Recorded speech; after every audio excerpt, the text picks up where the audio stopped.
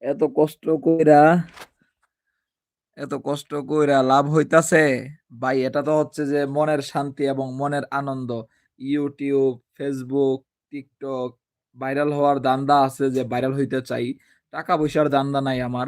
এটা হচ্ছে একটা এটা হচ্ছে আমার মনের আনন্দ আরকি।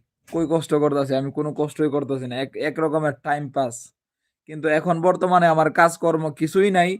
তাই হঠাৎ একজন বলতাছে যে YouTube এ লাইভে যান।